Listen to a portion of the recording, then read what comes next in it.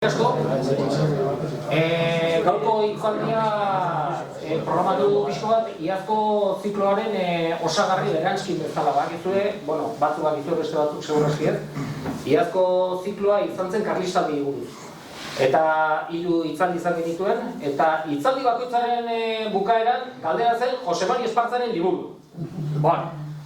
Ondoren Bergarako kide batzuk ere, gu bezala hitzaldi zikloak eta antolatzen dituztenek, Itzuten Bergaran ere, gaina Bergara toki berezia da, Karlistaldi ez eta mintzatzeko, Bergarako besarkadari buruz, guzti hori. Han ere beste 3 hitzaldi, eta algautza bera. Hitzaldi gautzaren buru onduan, Jose Mari Espartzaren galdera erantzun turno hortan, Jose Mari Espartzaren liburua. Hemen dugu Jose Mari Espartzaren.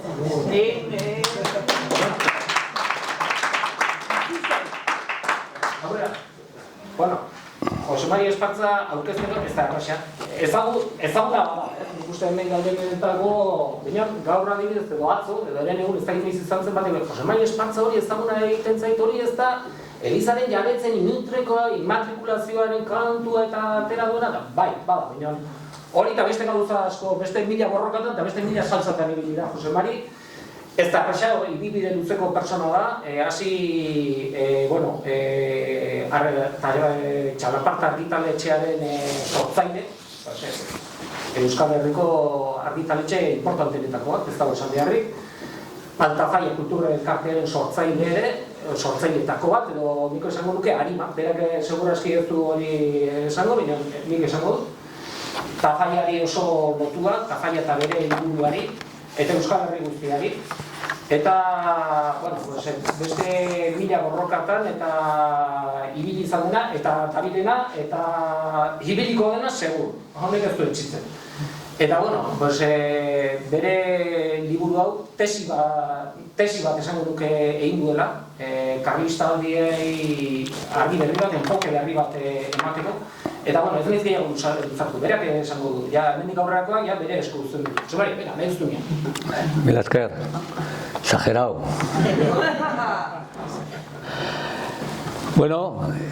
Hore hundia da, nik ez nuen ezagutzen Elgoibar, aitortu behar dut. Edo bintzat ez nintzen gogoratzen. Elgoibar eta Tafaia antzekoak dira, 11.000 biztanle eta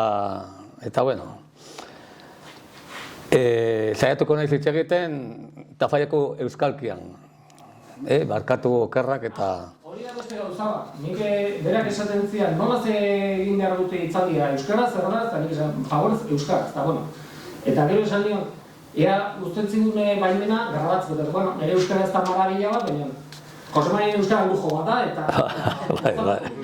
Exagerau. Hau da, liburu bat da, tesi bat, baina ez dago hemen, ez naiz ibili artxiboetan, nahiko ibili naiz nire bizitzan zehar, ikusiko duzu nola gehienak liburu hau plazaratzeko iturriak izan dira prensa eta bidaiariak esan dutena. Gaur egun badago sekulako aukerak ikusteko munduko prentsa guztia, interneten bidez ere eta itzultzaile automatikoak eta dana, eta gero, zorionez, gero eta bibliografia gehiago ezagutzen da Euskal Herritik pasatu diren eunaka eta eunaka jende. Gezurra dirudi, nola gaur egungo akademia, dituko dugu horrela, esaten dutena, zer gertatu zen duela 200 urte kontatuz, kontuan hartu gabe, duela 200 urte pasatu ziren hainbeste jende zer esan zuten kontuan hartu gabe. Zeren, ni aspalditik harritzen nintzen, nola, gero eta gehiago, irakurtzen nuen liburua, Karlismari buruz, 19. mendea, eta ikusten nuen, zerbait, hau ez da horrela, baina, baziren jende importantea, akademikoa, katedratikoak eta dana, eta, gero, beti badago klabe bat aztertzeko aizu. Gu, herri, menperatu bat gera, Eta gure menperatzaileak erabiltzen dute unibertsitateak eta historia, egu menperatuak mantentzeko. Hori da klabea, eta ikusten dugu, gehienak hemen dira nire adinekoak, eta ikusten dugu zer kontatzen ari dira, gu bizi izan geran bizitzaz. Ze aztokeriak esaten duten, eta gezurrak esaten badute duela 50 urte gertatu denarekin, zer ez dute esango duela 200 urte, 200, 500 edo 1000 urte. Hori da lehenbiziko gauza. Historiara joan behar dugu, jakinik trampas beterik dagoela. Trampas beterik eta gezurraz beterik. Hori bai, liburu doktorea, sekulako bibliografia jartzen, eta zergatik batzuk bestei kopiatzen dute eta errepikatzen dute. Lehen ezen horrela. Momentu batean, 19. mendea klabea da gure historian. Pentsa zazue, 100 urte izan zirela 5 gerra eta erdi. 5 gerra, hori da jasan ezina. Zenbat pairatu, zenbat sufritu zuen Euskal Herria, eta nola sortu zen Euskal Herri berri bat, ez?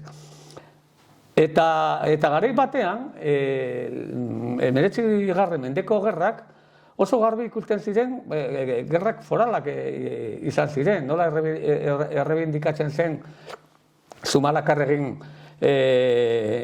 irudia, eta nola,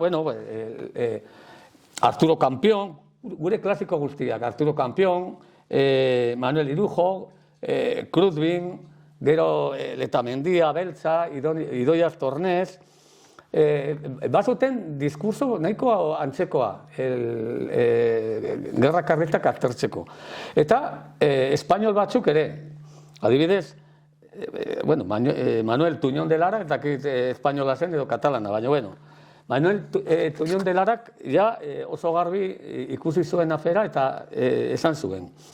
Por encima de hechos aislados, anecdóticos, el rasgo esencial y original que tiene la guerra carlista en Euskal Herria es su dimensión popular, que viene a ser ni más ni menos que el primer signo de formación de una conciencia nacional. Hori datzi zuen aspalditik, eta transizioa eta gero sekulako aldaketa gertatu zen. Hasi zen jendea esaten foruak ez zuten inolako importantziarik gerra karlistetan, karlistak altxatu ziren atzerakoia zidelako, erregezaleak, elizkoiak, eta ze ziren, eta gutxika inposatu egin dute, egi bat bezala, zenbait gezurra, eta gertatzen dena, batzuk oso astuak dira gauzak esateko, baina beste batzuk, nolabait,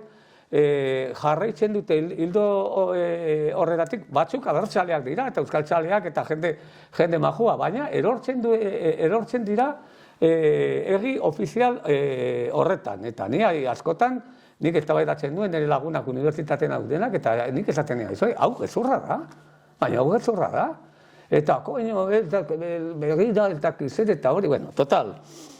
Azkenean, ni bezalako aztopotro bat, historian sartu behar zera berriro, beste liburuetan egin dugun moduan, kontatziko zenbait gauzak, eta gero esaten dugu, haizu, hau gezurra ala egia da. Eta, zer gertatzen da, akademikoak normalean ez dute erantzuten jende arruntari, bakarrik beraien artean zera, eta horregatik oraindik ez dute fitxik esan liburari buruz, eta hobe.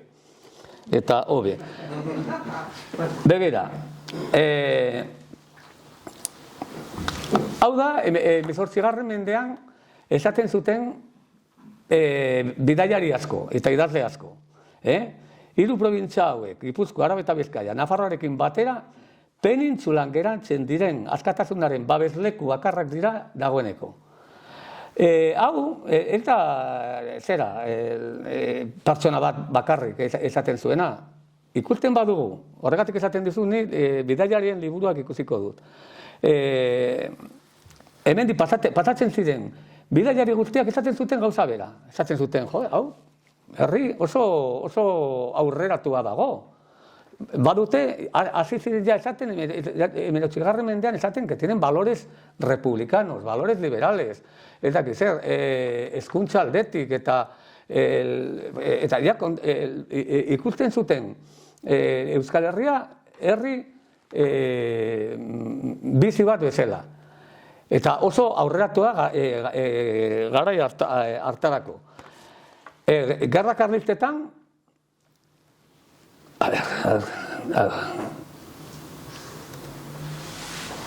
hemen ziren ja, zenbait jende, hau ezagunak ziren. Agustin Sau, Biardot eta Mackenz. Aipatu dute asko, hiru hauek, zeren hasieratik esan zuten, lehenbiziko gerra karlista, euskaldunentzat zela, gerra de liberazion bat, bere askatasunaren alde borrokatzen ari dira, foroen alde, eta zera. Bueno, Sao desprestigiatu egin dute mundu guztia. Esaten erdieroa zegoela, eta sekulako intelektuala zen. Biardot gauza bera, estaba poco informado, Mackenz da amerikanoa, oso hispanista famatua, gauza bera, bueno. Baina, claro, ziren 3-4 bakarri. Baina ez dira 3, dira eunaka, eta liburuan ikusten dira, errepikatzen direla bata bestearen atzean. Dana kontatzen dute gauzak berdina. Aparatu, hau, Biardotek esaten zuena, zergatik ez egin Euskal Probintziak eta Nafarroa konfederazio independiente eta neutral bat. Pirineoetako Suiza bat.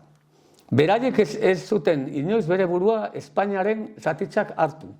Beti gordi esan dute beren nazionalitatea.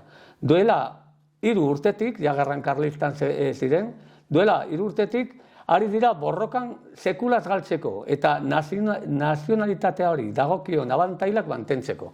Holako gauza kontatzen zuen, informazio gutxi zuen tipo hau. Baina hau, ikusiko duzuen nola, behin eta berriro errepikatzen da. Zergatik, bueno, hemen dago, Inglaterrako enbaxadore bat, edo persona importante bat, esaten zuten. Liberalismoaren gezurrak eta ekonomia politikaren diskursoak ez zuten erakargarritasunik beraientzat. Inor ez dio herri honi irabazten askatasun zibil eta erlijiozaren aldeko borrokan. Eta hori ja, horako gauza ja, 18 mendetik ja, esaten ziren. Euskal Probintziak, Suizako kantoi azkena baino azkeagoak ziren. Gaur, Suiza garai hartan lortu zuen independentzia.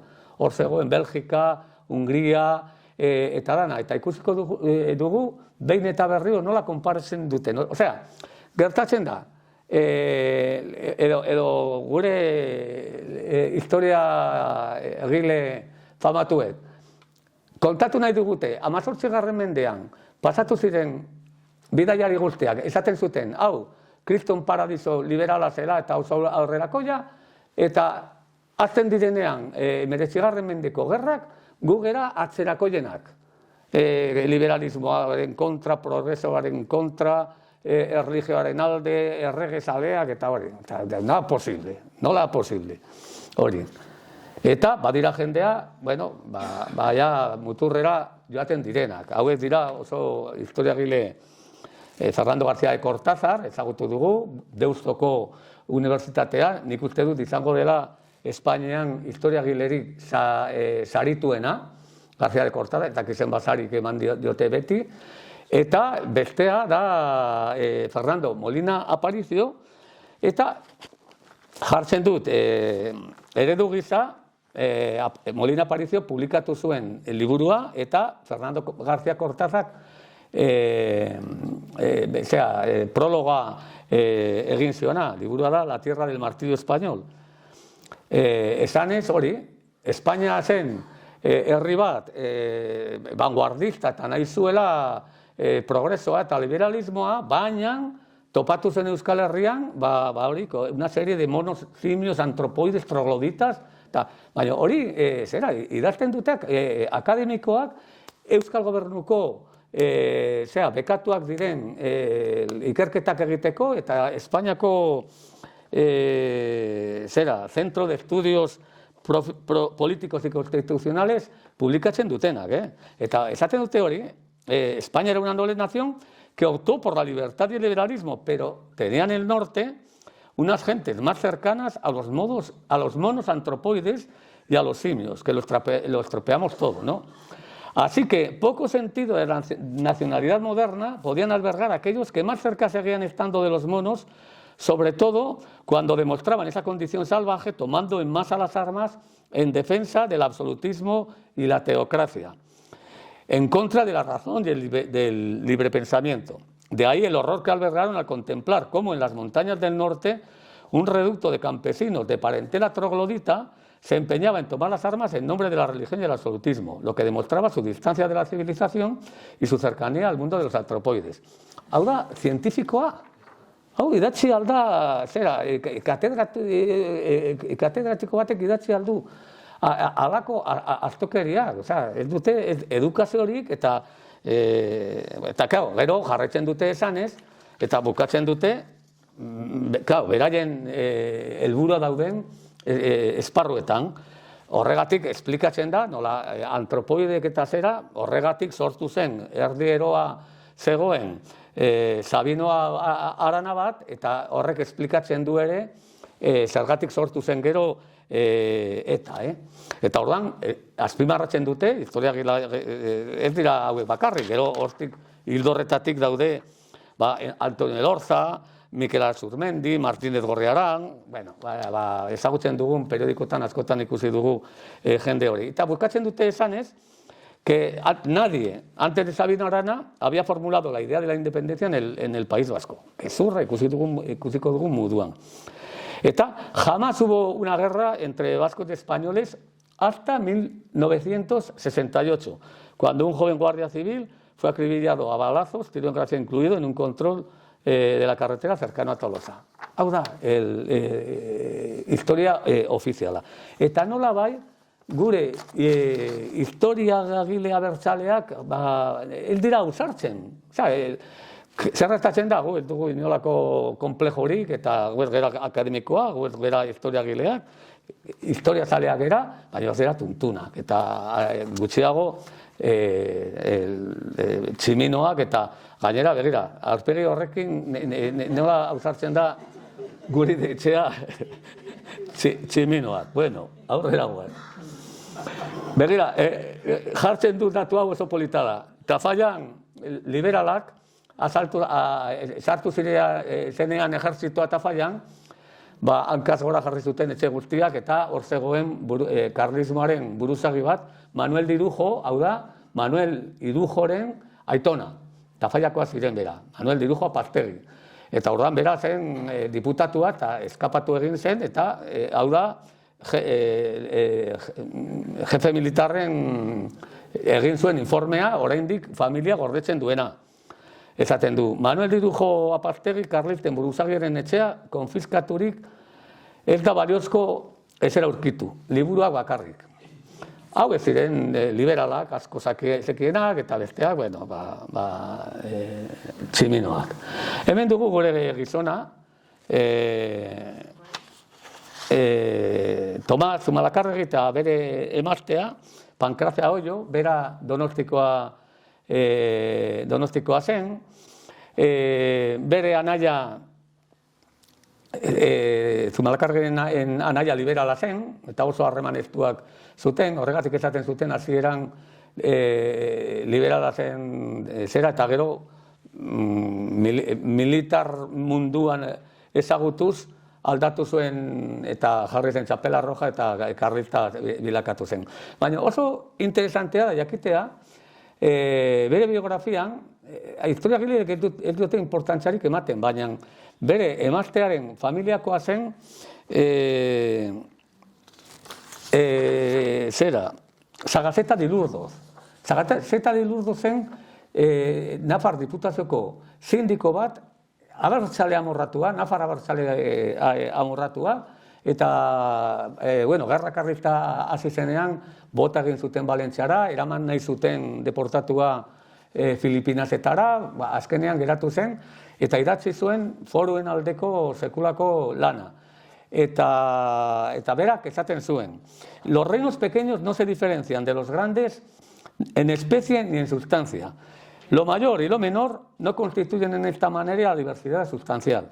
El reducido reino de Portugal es igual en sus derechos de independencia al vasto imperio ruso. Sentado el verdadero origen y naturaleza del reino de Navarra, es forzoso convenir que ningún otro reino, por extenso que sea, por formidable que parezca, tiene derecho a dictar providencias al mismo. Hori idatzi zuen, gerra bukatuta gero, nahi zutenean ja, furu guztiak kendu. Nafarroa ikusiko duzuen nola dago gerra horien ardatza, zekau, garai hartan Nafarroa bazuen 3 probintzien biztanleen doblea, eta orduan ekonomikoki, politikoki eta territorialki sekulako indarra zuen. Eta Sagazeta di Lurdozen Oiotarren etxean ziren elkarrizketak eta pasatzen ziren eztabaidak eta hori familiak eta dana, eta hori entzuten zuen gure Tomaz. Eta ni esaten du, zergatik ez zen Sagazeta di Lurdoz bere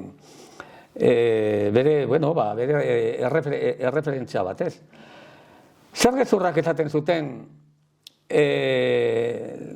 Zumalakarregiri buruz? Esaten dute, eta jarretzen dute esaten, no hay ninguna referencia histórica que relacione Zumalakarregi con los fueros. Hore da, borobil bat, eta gezurra. Lehen momentutik, Beraztegi Araban, Alza Gipuzkoan, Zumalakarregi bera Nafarroan, aipatzen dute, lehenbiziko komunikatutik, foruak daudela altxamenturen atzean. Eta, konkretuki, fidelidad al rey Carlos VIII de Navarra y adhesión a los fueros del reino. Baina ez que agertu da materiala oso importantea, hori idatzita dago. Hemen da, Lizarran, izendatu zutenean Zumalakarregi, ejertzito berriaren burua, hemen sinatzen dute diputatuak eta jefe guztiak, Ripalda, Zarategi eta altxamenduren jefe guztiak. Eta zer eskatzen dute Zumalakarregi, esaten dute hori, izendatzen dutela ejertzituaren burua por su fidelidad al rey Carlos VIII de Navarra y adhesión a los fueros y leyes del reino. Hori da, Zumalakarregi hartu zuen lehenbiziko enkargoa. Hori, ez da aski, baina duela 3 urte agertu da. Ze pena dago erorita, baina karta hau, behitu gauza simplea, hau deskubritu zuen Mikel Zorauren historiagilea Nafarroako artxiboan. Oso karta simplea, baina oso importantea da, zeren da Jose Basset, hobezan da, Zurbano, idazten du Jose Basset. Jose Basset zen Nafar Diputazio Liberalaren sekretarioa. Osea, kriston goi mailako postua. Eta bestea zen el hombre de negocios en Madrid, garai hartan deitzen zena. El hombre de negocios zen el embajador de Navarra en Madrid. Horrek esan nahi du, direla, Nafarroko funtzionalorik gorenak. Eta bata, idazten dio besteari, Madrilekoa. Madriletik idazten dio eta esanez. Ha llegado, dicen que ha llegado, esaten du bera, una proclama de Zumalakarregi en la que dice que en atención a la inactitud y abandono con la que miras la defensa de su causa, don Carlos se declara el reino de Navarra y provincias vascongadas en República Federal. Y para ello se convocarán a los estados de Navarra, del reino de Navarra, gehitu hor Sagazeta de Lourden hildoa ere, luego que las circunstancias de la guerra lo permitan. Hau zen dokumentu bat, sekulako importantzia zuen, nik idatzen nuen duela 3 urte artikulu bat, esan ez, hau, historia aldatzen da, lehen aldiz agertzen da garbi, bueno, mundu guztia esan ez, eske paper bakar bat, ez du ezer aldatzen, eske hainbeste gauzak esan dira eta esaten dira horri buruz, eta hau ez du historia aldatuko, claro, zer gertatzen da, ni pikatu nintzen, eta badakizu nola geran Nafarrok, ez? Esaten badizute, hau, kauen dira, orduan, gero eta gehiago, orduan, hasi nintzen berriro, ni nuen material guztia ordenatzen, eta gauzak ikusten. Noiz ateratzen da hau? Gertatzen da, hau da, 34an, 1834an, apirilean, hasieran. Zer gertatzen da? Ja, Zumalakarregi badaramat 5 hilabete gerran. Bilakatu da el rei de lau provintzietan. Jauta eta jabe. Eta, baina, karo, erregea zegoen Portugalen, hango erregea galduta zuen bere aliatua, galduta zuen gerra, Rodil, Espainiako ejerzitoa, Frantziakoa eta Inglaterrakoa sartu ziren, eta orduan hartu zuten a Don Carlos, eta zan zuten, venga, hartu barku bat, eta 40 lagunekin, bere kaortea, erdi preso eraman zuten Inglaterrara. Eta gainera vigilatuta, eta, bueno, de aquí no te mueves, eta punta. Eta orduan, Zumalakarregi zegoen, borrokatzen, foruen aldeko,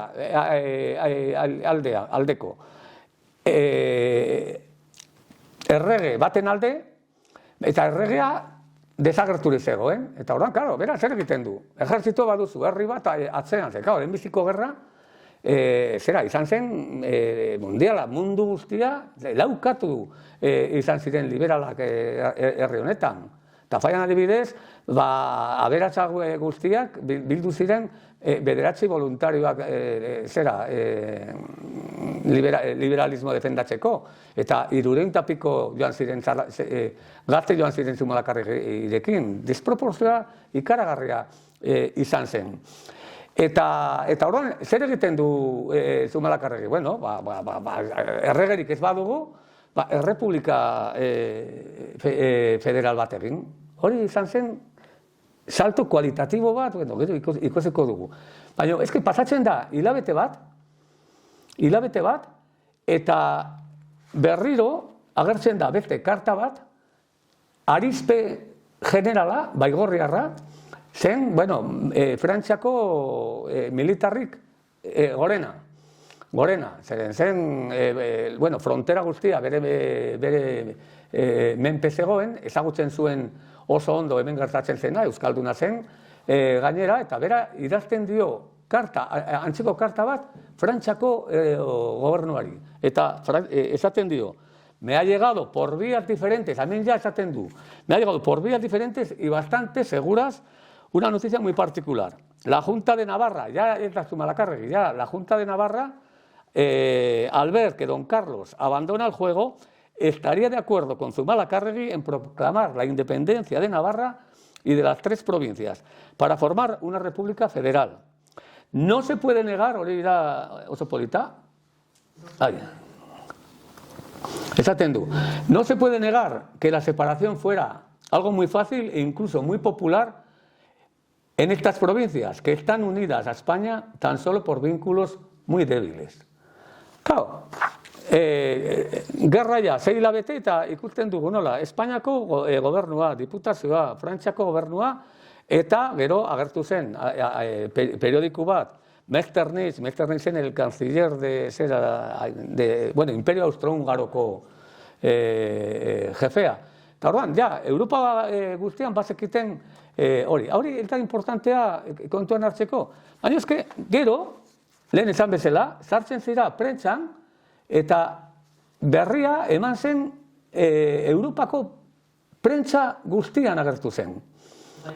Alemanian, Inglaterran, Italian, Frantzian, nik ikusi dutu 50 periodiko edo, liburuan agertzen dira 50 piko.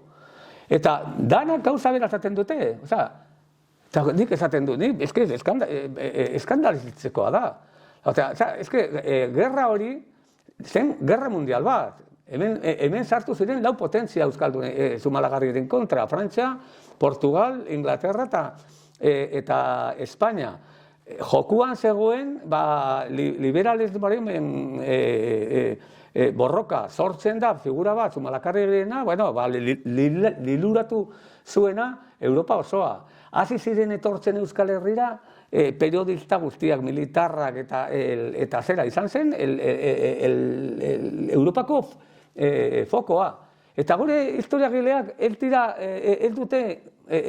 gauza ikusteko garaiko prentza, garaiko el país, Madrilera joan, hemerotoka, eta askatu, eta jartzen duzu azerako gerra, eta horra gertzen dira berri horiek. Ez dute ikusi, edo ez dute ikusi nahi. Nik ez dut sinisten, ez dutela ikusten. Eta gainera, proposamen bat egingo dizuezuei. Ama... SOS. A ver, inicio. Bai. El naiz horren tuntuna. Bueno, tximinoak.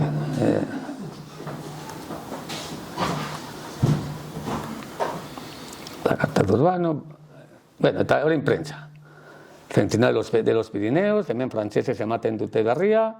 El vapor de Cataluña. Escriben de San Sebastián que Zumalacárregui, viéndose enteramente abandonado por su jefe, ha declarado las 4 provincias limítrofes de Francia independientes de España, proponiéndose establecer una especie de gobierno federal. Badakizu zer idatzi du norbait, orain eldatzen ari dira mezua eta esaten dute. Es que el concepto de independencia que se tenía entonces no es como ahora, ¿no? Cuando dice que piden la independencia no estaban pidiendo la separación de una cosa a otra. Baina gero, ikusiko duzu periodikoak, jartzen dute, es decir, dicen, la formación de un Estado independiente, bueno, eta gainera, ikusten ari zen ja Amerika osoa independentea zen, garai hartan, independentzatzen ari direke, ni autonomia, ni 8 cuartos, independencia, esan nahi zuen garai hartan hori. Zegoen gainera, la bronca que vaya en Bélgica, en Hungría, Polonia, Suiza, es que Europako nazio guztiak ateratzen ari ziren, eta estatuak formatzen ari ziren. Espainia ere nahi zuen egin bere estatu propioa, eta horregatik izorratu nahi zuen hemengo furua eta hemengo askatasunak, bere piel de toro osatzeko, eta hori gertatzen ari zen leku askotan. Hemen da, bueno, beste periodikoa, frantziakoa, periodikoa zen Europa Central, Alemaniako prentsa guztiak.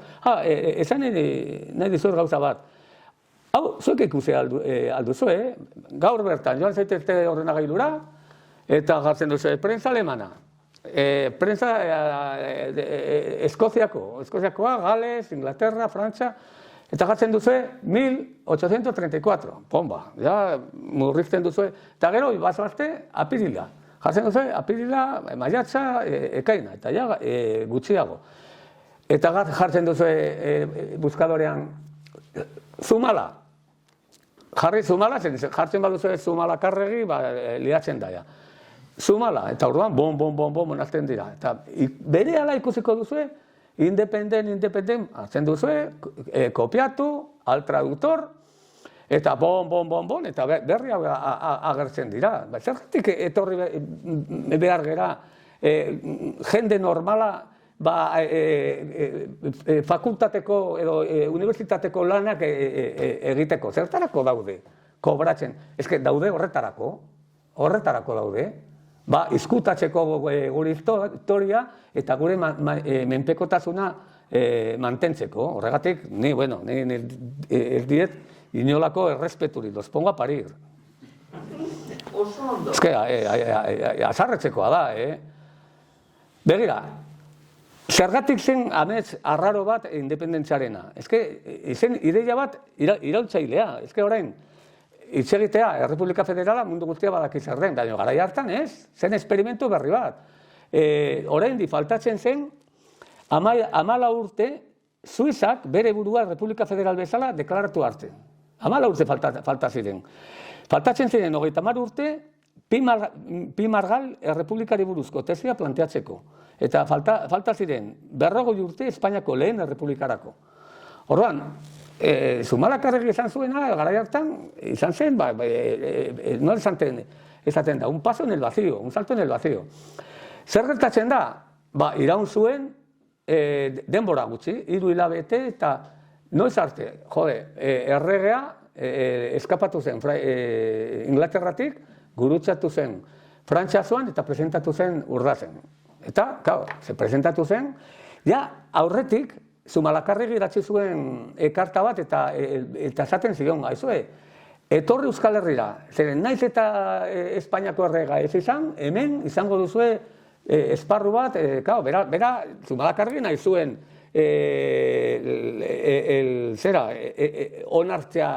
onartuta izatea.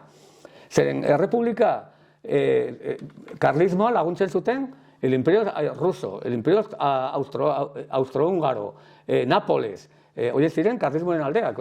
Gero, beste batzuk, la cuádruple alianza, kontra. Zumalakarregi egiten bazuen Republika bat, zegoen, inolako laguntzarik gabe, nondik hartu armak eta dana. Orduan, agertu zenean erregea, esan zuen, bueno, bale, zin egin foruak, eta ja badugu erregeak Europa guztia bezala. Iraun zuen, 5 hilabete, baina hori oso importantea, zen aldatzen da historiaren pertzepzioa. Eta gainera, ikusiko dugu nola, gerraren zean errepikatzen da independentziaren gaia. Eta nola, pasatu ziren hemendik kazetari eta zera, danak aipatzen dute gauza bera. Independentziaren asuntoa eta orduan, eta bakarrik karta horiek ziren, eta prentza baizik, inguruan dauden guztiak. 100 liburu idei berdinak. Euskaldunak bere foruen eta askatasunaren alde borrokatzen zirela. Errepikatzen dute behin eta berriro. Foru horiek Europako herritarrek liberenak egiten zituztela. Benetako errepublikar eta liberalak euskaldunak zirela. Ebro hegoaldekoak baino askoz ilustratuagoak. Hori esaten du Prosper Mérimée, Victor Hugo, Europako jende oso importantea, esaten dute, liberalak dira hauek. Gero, borroka nazionala bat zela. Suiza, Polonia, Belgika edo Hungriarekin gertatzen ari zen bezala, momentu berean. Eta gero, herrialdeko nekazari eta jende zume guztiak karlistekin zeudela. Eta horrein ikusiko dugu nola, borroka hura izan zen ere klase borroka bat. Klase borroka bat, oso garbi ikusten da. Eta horregatik lehen gerratik, lehen biziko momentutik, karlisteak altzatuak zirenak, komunista, sozialista, zuritz, iraultzaile eta bar deitzen zieten. Lehen esan bezala, 8. mendetik, badira aintzindariak, horretaz hitz egiten dutena, nazion baska asko aipatzen dutela, aunque el concepto de nación ez zegoen oraindik sinatuta, baino, erabiltzen zen, independentzia hitza, 7 probintziak aipatzen zen, errepublika konzeptua, eta hori Larramendi, Perotxegi, Velas, Poverel, La Paz de Basilean ere, bazegoen aurrekariak horretaz mintzatzen zirenak. Zergatik gerra nazionala? Jende asko esaten dutelako, Denborozki idatzi zuen eta bera esan zuen argi dago borroka Nafarroen eta Baskongaden irmotasun miresgarri esker irauten duela eta atzerriko menderatzailetzat jotzen dituzten Espainiarrekiko gorrotuari esker. Horrek ikusten da, nola badago, talka nazional bat. Marqués de las Amarillas esaten zuena, hau zen, Nafarroko birrei, errege horrea. Nafarroko gerra, egun, gerra nazionala da, biztanle horientzat, eta alde txikiarekin baita 3 probintzietan ere. Eta horrela dago testigantza pila bat. Probintzia hauek ez dira Espainia, Hungaria, Austria den moduan. Beren askatasunen alde ari dira borrokan eta hauek mantentzeko eskubidea dute. Eta Frantziako enbasadorea. Bata, bestea. Nekatuko zerate liburu irakurtzen, holako gauzak irakurtzen. Eta zergatik gerra soziala? Hori, gauza bera aipatzen da, Menkos, Tafaiakoa zen, konde de Gendulain, gauza bitxia. Aristokrazia guztia liberala bilakatu zen. Ikusi zuten zer gertatu zen Frantzian eta esaten zuten, komo? Neri lepoa moztu, Frantzian bezala, ez? Gainera, iraultzaileak, iraultza burgesa oso ondo zegoen. Burgesia altzatzen zen, gainetik kentzeko aristokrazia. Eta erregeak, eta Eliza. Eta gero, Barsek esaten zuen bezala, gero torriko zen proletariadoa eta urrengo iraultza egingo zuen. Baina Espainiako iraultza oso bitxia zen, iraultza liberala. Hemen, aristokrazia guztia esan zuen, kriston txolloa da, liberala izatea. Arranplatuko dugu, lur komunala guztiak, eta aberatu zuten. Horregatik da gezur bat, Espainiako iraultza liberal hori, eta hori badago bidaiari asko esaten dutena, una cuaya garrulos, eta una cuaya lapurrak, eta herriak arrazoi dute, benetako liberalak karlistekin ziren. Hitz egiten ari gira bereziki lehenbiziko gerran, bigarren gerra, badago elemento gehiago, eta badago, sortzen ari da elemento liberal pobrea eta humila, eta berezik ematen da, ben Gipuzkoan, ikusten da Eibarren, baina lehenbiziko gerran dago dudarik. Eta Menkos, da, diputatua zen, eta bera etortzen du, bera esaten du, puede asegurarse que la opinión popular, la de la clase media en general y de aquella nobleza más domiciliada en el país, pertenecen al partido del pretendiente. Virreia, Nafarroko erregordea gauza bera. Puede temerse todo en un país en que las simpatías del pueblo son contra nosotros. Eta el diario de San Sebastián, liberala, claro, decía, son socialistas blancos, peores aún que los rojos.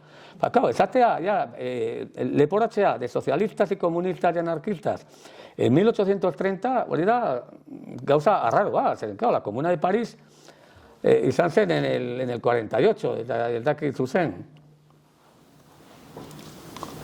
Zergatik pobreak ziren altzamentu honetan, buru belarri. Forua defendatzeko, eta nola ez izan importanteak. Forua pobrentzak baldin eta ikusten badugu zer suposatzen zuen. Lehenik eta ben, soldadutzatik ez egitea. Bakiz zer zen, garai hartan, 7-8 urte eramatea gazteak Kubara, Filipinasara, Espainiako gerra guztietara, hemen hori zen ezagutzen. Eta horregatik gertatu ziren gero altzamenduak eta dana. Gero, merkataritza librea Frantziarekin. Gure fronterak ziren Ebron eta Balmazeda, no ziren aduanak. Zergarik ez, estankorik ez, gatza, tabakoa eta segiluak estankatu nahi zuten, libre zen hemen. Gero, bereziki herriko komunalak, eta bereziki Nafarroa, nik Gipuzkoa dut hainbeste ezagutzen. Baina eske, ogi lurrak, belarrak eta dana, mendi guztiak komunalak ziren, mineralak, karea, harria, egurra, eiza, iratzea, espartzua, ziren, produktu de primera necesidad, behar zuten olako gauza herri guztietan.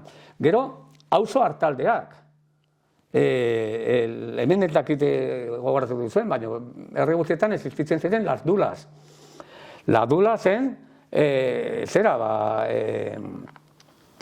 nola esaten da, herri hartaldeak, eta izendatzen zuten duleroak, eta mendian ziren, ahuntzak, ardiak, zaldiak, behiak, eta lanak. Pero, claro, horrek, suposatzen duen, gero, udalak, bazuten, arategi komunalak. Tafallako arategi komunala iraun zuen 1920 arte. Komunala, oza, kapitalismoa ja zagoen implantatuta, zu nahi bat zenuen, jarri zenuen arategi bat, baina udala jartzen zuen prezioak. Eta Nafarroan oraindik existitzen daulako gauzak, Artazoako ogitegia da komunala. Komunala. Eta 3 langile baditu egiten dute herrirako ogian, prezio honean, eta defizita baldin badago, la sociedade corralizas komunalak, defizita pagatzen du, eta lana, hau, oraindik existitzen dela, zer esan, 19. mendean. Eta gero, bueno, okindegiak, arategiak, komunalak, balea olioa, oso importantea zen garai hartan, herri errotak, arakatzen baduzue, bertako historia ikusiko duzue nola hemengo errotak komunalak ziren, herri gehienetan. Eta sortu zen eztabaida hori ez, liberalismoa suposatzen zuen ez, gauzak jabea izan behar zuten. Eta errekoak izaten dute, pero nik eramaten du garia errotara, egiten diate eta pagatzen didate ogiarekin, urteko ogia Nafarroan eta leku askotan pagatzen zen, zuk eramaten zuen errotara garia, eta gero kobratzen zuten ogia, edo uzten zenuen, deitzen zen leka. La leka, leka, hemen ere, uzten zen la leka parte bat, eta bakezu ze suposatzen zuen gure gizarterako saltzea bere errotak. Jabeak izateko eta prezioa jartzeko gauza guztiari, hori da liberalismoa. Liberalismo zen kapitalismoaren zorrera, eta gure jendea ez zuten onartzen. Vivimos de puta madre, así. Eta bizitzen gera askoz espainola, baina askoz hobeago. Ikusten zuten nola ekartzen zuten onera kintoak, eta hemen euskalduna izaten dute, gu izatea haue bezala, esklabua, ez, eta hori da altxamenduaren zentzua. Betu, Rodríguez Garraza, da tipo opuseko, izan zen opuseko unibertsitatekoa, baina nahiko historiagile ona. Eta betu, zezaten zuen bere liburu famatuan. Atertu zuen, 1800 urtean, nola zen, el sport import Nafarroka kasu honetan. Eta esaten du, la línea aduanera, con sus principales puestos de control en Orduña, Balmaseda, Vitoria, Tudela, separaba, al menos económicamente, al territorio vasco-navarro del resto de la monarquía. El comercio de Navarra estaba fundamentalmente orientado a las vascongadas, en primer lugar, con un 62%. Hau da, herri bat, guba genuen gure barne komertzioa. Luego, a Francia, con un 37%. Llama la atención la ausencia casi total de productos españoles, pues solo se importaba el 0,5% del total. Hori ez du esaten zera, historiagile abertzale bat, opuseko tipo bat, eta inor ez dio esan. Hori da independentzia. Herri hau bizitzen zen independentzian, ja garai hartan. Hau oso polita da, zeren, hau da, princesa de Kurlandia. Kurlandia dago Lituania aldea, eta zera, eta emakume bat ezagutzen zuen garai hartan Europako aristokrazia guztia, eta ezagutu zuen erregea Londresen. Eta berak bere memorietan idazten du eta esaten du. Se afirma que solo fue a España porque las provincias del norte lo invitaron y amenazaron con declarar su independencia y constituirse en república. Es claro que debía de tener mucho que perder para que un hombre tan tímido e incapaz como don Carlos corriera ese riesgo. Ez oso bitxia. Eta komunalekin bukatzeko, oso interesantea da, garai hartan, gerra horretan, lehenbiziko gerra karlistan, ailegatu zen onera Espainiako militar bat, Antonio Ramírez Arcas, militar Andaluziakoa zen. Egon zen Nafarroan, eta gero idatzi zuen bere memoriak. Badira liburu pila bat, garai hortakoak. Eta bera esaten du, al hacer la descripción de los montes de Navarra y sus accidentes, no puedo menos que recordar la situación de Europa y la lucha que se va despertando entre los que no tienen contra los que tienen, sirviendo de base a ello las doctrinas comunistas y socialistas. Los inventores de dichas escuelas deberían venir a estudiar la antigua legislación navarra, dice, respecto al comunismo, y de ella aprenderían que hay un país comunista por sus leyes, pero no comunista de lo que se tiene adquirido con el sudor y con la inteligencia, sino de lo que ha ofrecido la naturaleza.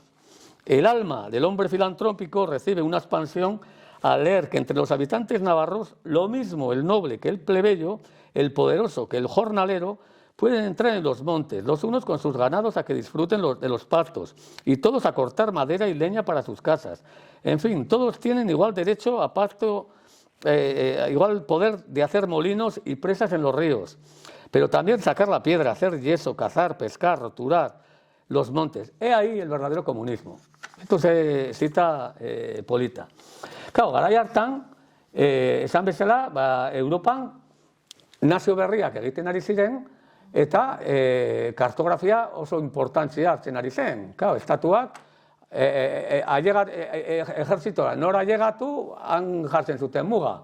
Eta gero jaten ziren kartografoak, esateko, hau izan da betikoa, betikoa. Begira ezazue, ze importantzia gutxi eman duten gure katedratikoak Euskal Herriko kartografiari.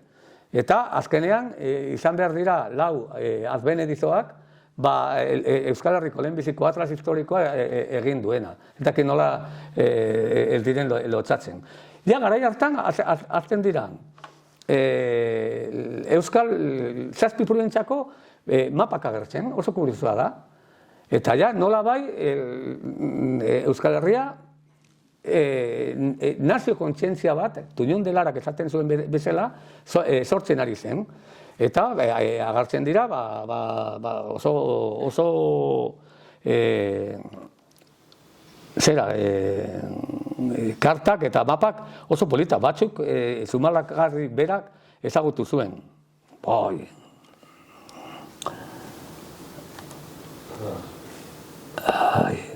Orain... Vale. Berriro errepikatuko duna. Ez.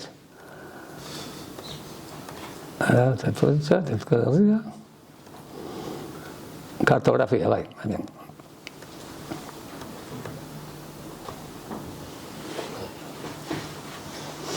Mesedez. Bueno, jarraituko dut eta ja kasi bukatzen ari gara. Aurkezpen berdinean dago, aurkezpen haitxin da.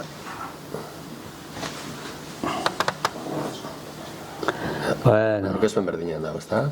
Bai, bete bukaira, a ber. Bai. Handik jungo gara. Oso ondo. Bueno. Se mascaba la tragedia, baina konpondu dugu. Bale, hemen dau kartografia azkenen guara, da gero... Bai, hor zebertan. A ber, peneko eta aurkezpena. Ai, balduin dota, nun dau kursoria. Joe. Nun dau, Bai, ikusten dozu, bai, horretik ikusten. A ber, hemen agertuko da? Ez. Bai, hor dago. Ez que, hemen dikarrepet hori da, jazta.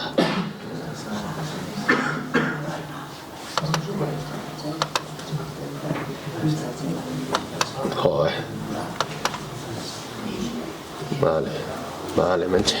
Bueno, hau da, beste mapa bat, hau da, aleman batek egindakoa. Etorri zen gerrara, apuntatu zen, eta gero bueltatu zuen, eta bere liburuan bera ezagutu zuen herria irudikatu zuen, alemanez, oso mapa ederra. Hau da, Nafarra, Erriberrikoa, Olitekoa, Zarategi, eskapatu behar izan zen Frantzialda, eta exilioan idatzi zuen Zumalakarregiren memoriak, eta sartu zuen beste mapa bat. Orduan, nolabait nazioa sortzen ari zen. Zenbat jendea aipatzen du, nazio baten elementu guztia badirela hemen, lurraldetasuna, legeak, hizkuntza eta gero himnoa eta guzti, ikusiko dugun moduan. Hil zen gure Tomas, baina jarraitu zen azken momentu arte, eta Bergarako bezarkada arte jarraitu zuen hitz egiten independentzia alternatiba bezala. Konservación de los fueros, eta horrelaz bazen independentziaren, eta hori, hau da Marotok, Esparterori idatzetako gutun bat. Esaten dio, conservar los fueros, baino, si poco a poco estas provincias se convierten en una nacionalidad polaca, peor para ellas. Hori, Marotok bera esaten zuen, zeran berari, Gipuzkoako zenbait generalak eskaini zioten izatea, hemengo errepublika baten burua, eta esaten dute, bera ez zuela onartu.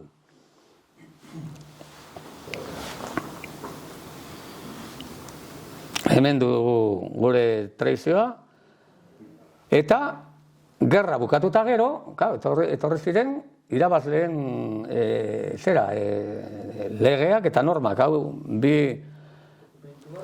bi bando sobitziak txapelak debekatzen.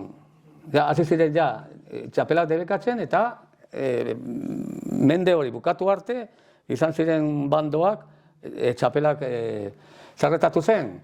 Bilakatu zen Euskal Herriko sinbolo bat, bai Karritzen altetik eta bai liberalak, zeren txapela bilakatu ziren nolabait Euskaldunen sinboloak. Bezarkadaren ostean etorri zen txapelen debaikua, ikusi dugun moduan, Nafarroako lege pakzionada, kendu ziguten ja importantena, foruen importantena, jarri ziguten mugak fronterak, kinta, kontribuzioak, eta, sekulako emigrazioa eman zen Ameriketa aldera. Dakizuen moduan, 3 probintzietan mantendu zuten zenbait urte gehiago foruak. 1854an sortzen da Guardia Zibila. Guardia Zibila zen, invento liberal bat. Zertarako? Euskal Herrian berehala kriston lan izan zuten.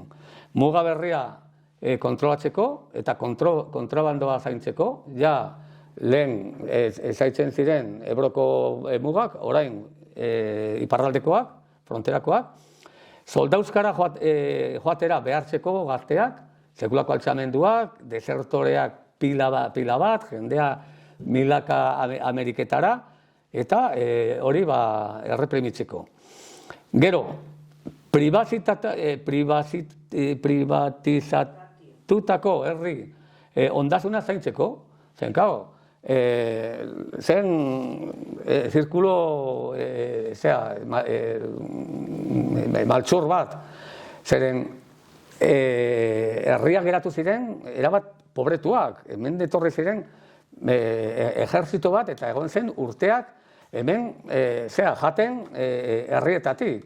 Herriak ziren 7 urte gerra pasatuta gero, eta orain zer egin behar zuten? Esaten zuten, saldu komunalak, saltzen zuten komunalak, nor erotzen zuten kasi musutruk, liberalak, bazuten boterea, bazuten zera, eta orduan, eta jendea ikusten zuen nola privatizatzen ari zen hori, eta prestatzen ziren horrengo matxinadarako. 1000 urte geroago, 1855ean, madozen desamortizazioa, ja legez, salgai jarri behar ziren lur komun guztiak, hori derrigorrezko, ez ziren onartzen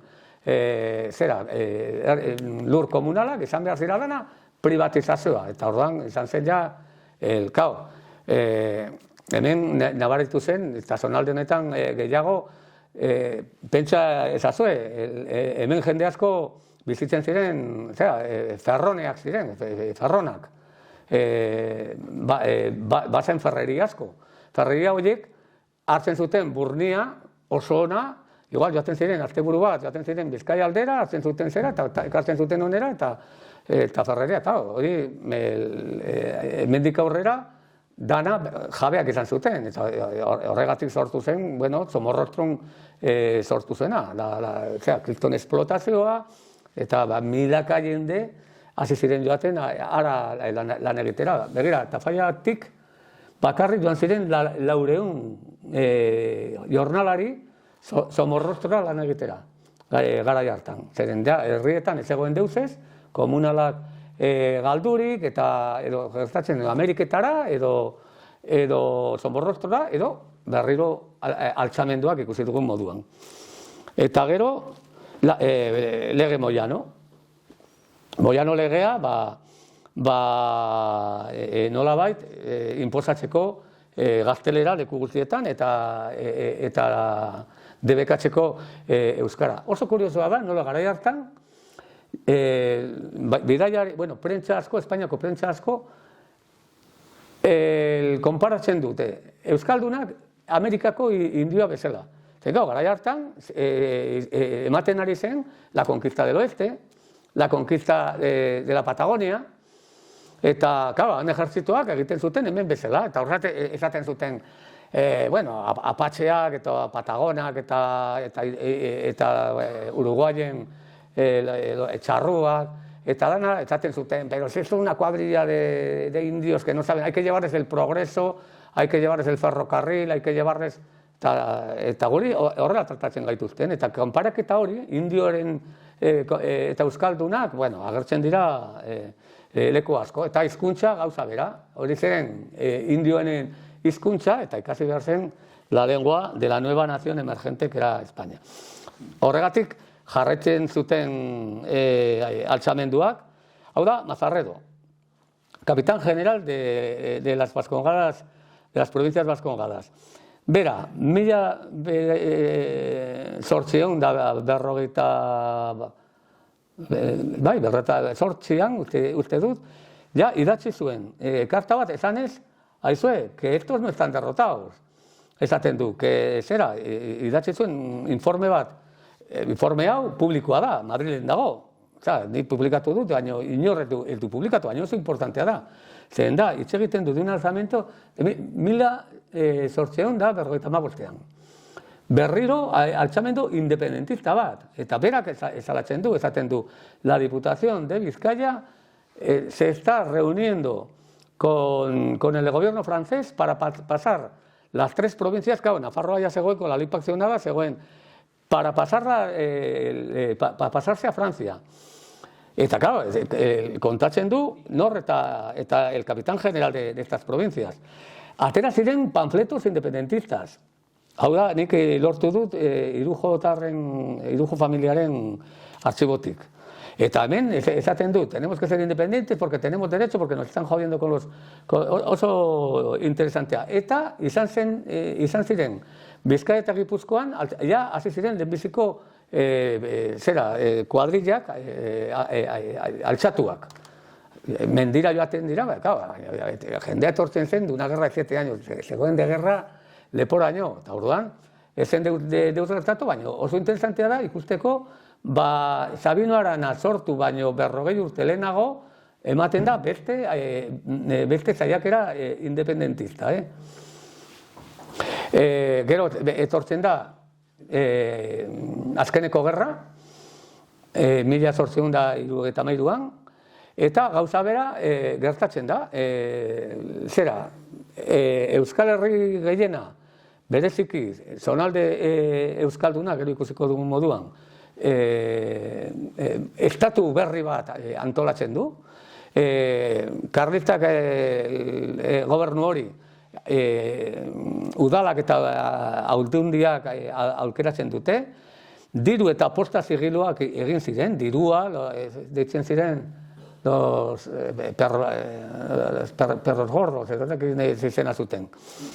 Aduanen kontrola, berriro hartu zuten, kontrolatzen zuten aduanak, telegrafo eta trenbide sarea martxan jarri zuten, ze tontunak ez ziren liberalismoaren kontra, baina ez ziren tontuna, bazekiten ze importantzia zuten trena eta telegrafo eta abainta guztiak.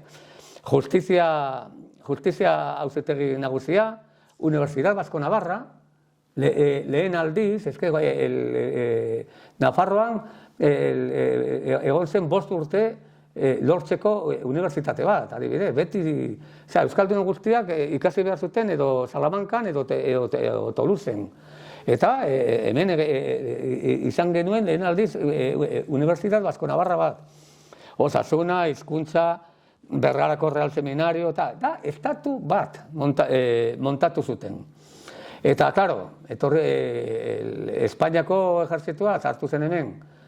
Gerra iraun zuen 3 urte, dakizuen moduan, eta galdu zen, sartu zen 160.000 soldadu lau probintzietan, deitzen zen el ejército de la derecha, el ejército de la izquierda, segulako zera, eta betu irudi hauek ez dira gazakoak, dira garai hartan. Jendea zeren, sartu ziren, erretxera, hemen esaten zuten. Garaiko netan jairu, hori esaten zuten. Había que arrasar las 4 provincias a sangre y fuego y someter a las poblaciones a un régimen militar draconiano.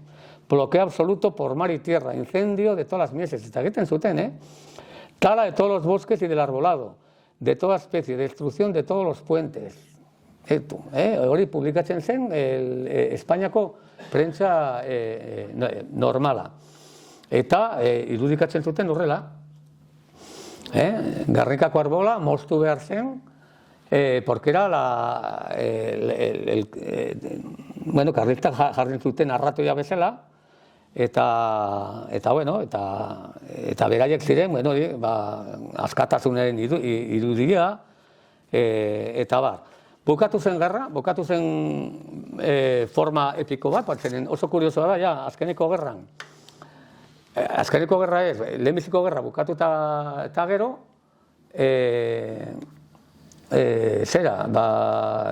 Iparagirre egin zuen Gernikako arbola.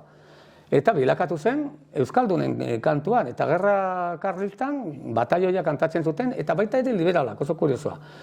Zer gertatu zen, bukatu zen gerra,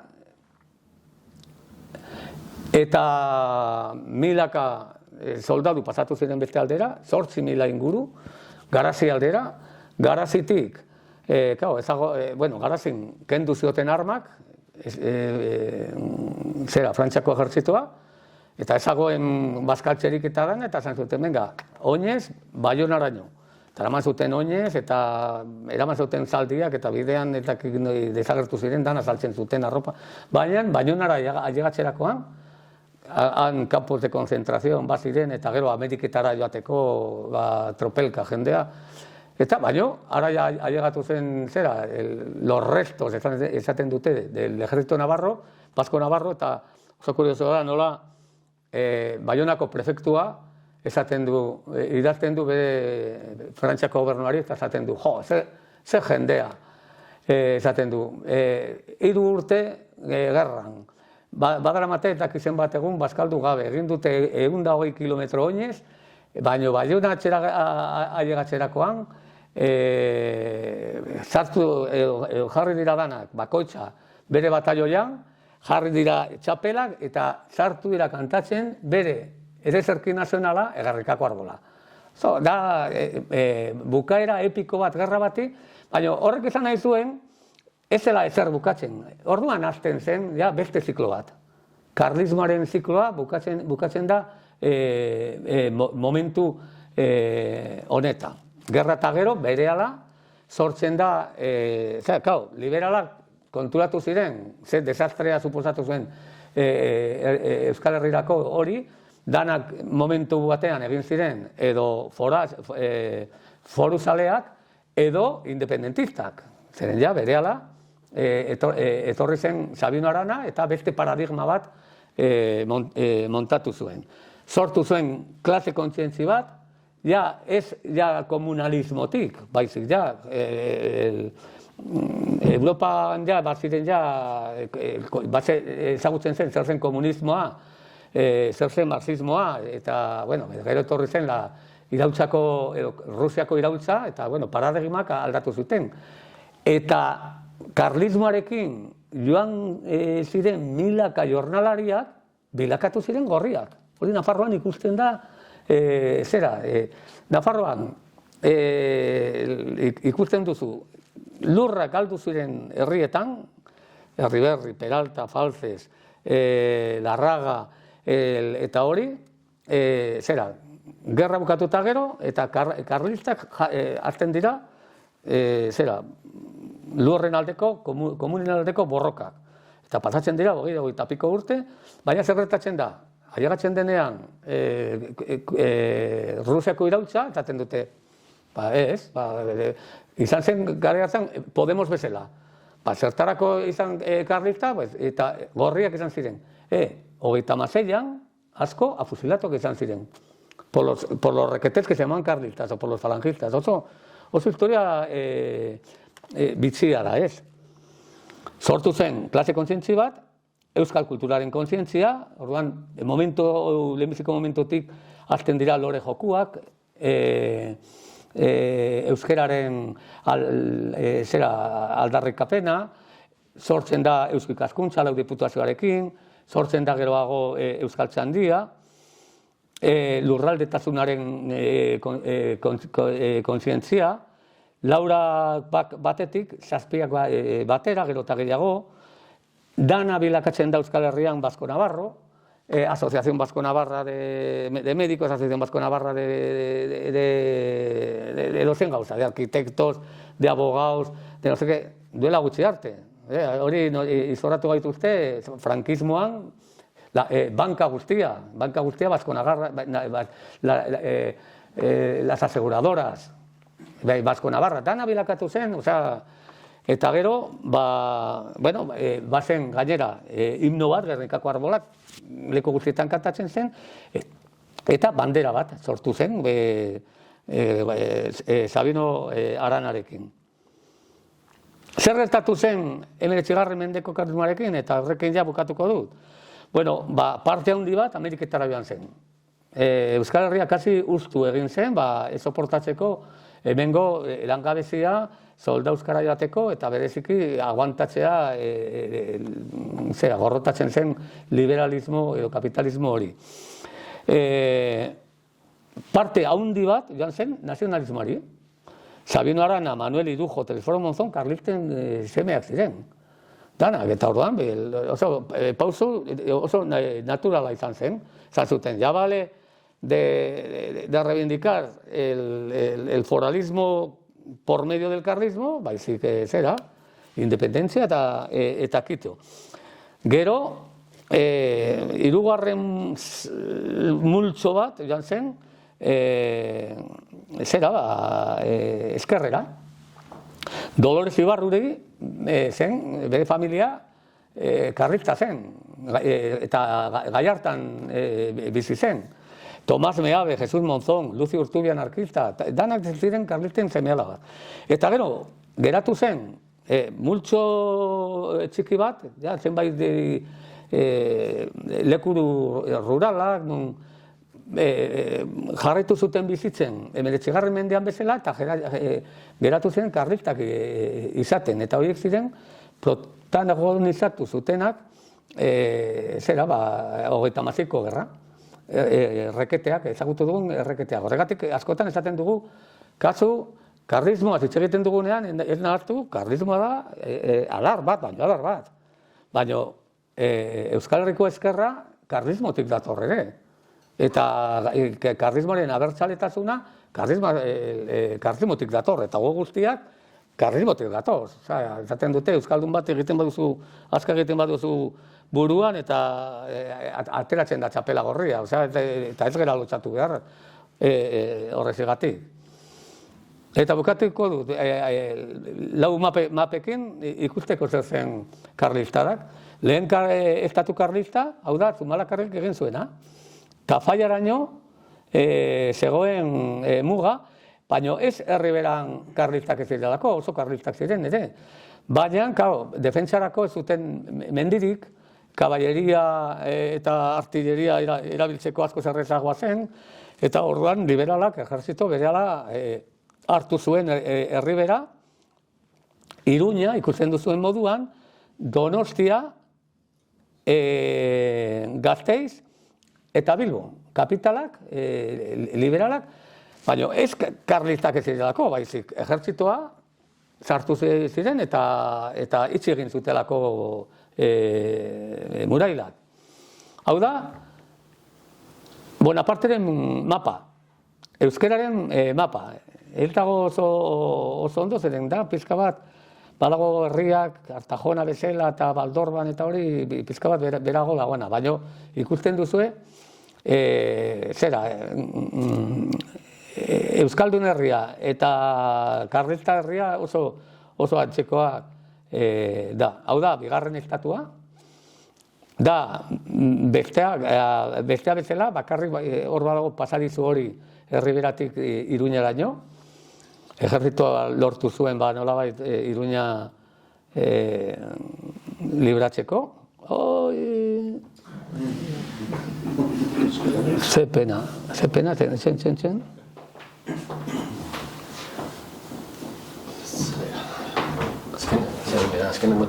Eta azken mapa oso... Vale. Txene? Kostabetxa, jone. Mapa hau da. Botanikoa falta da. Azkena. Botanikoa falta da. Ez, bai, falta. Otanen... A ver, atrás. Botanikoa. Bai, hau da, NATOnen erreferenduna, begira nola den, gorria den guztia, esan zuen, ez, otani, eta urdina dagoena, baiez. Eta bukatzeko, hori, hau da, azkeneko hauteskundeak. Bost mapa berdinak. Eta honekin... Ez da. Beazio.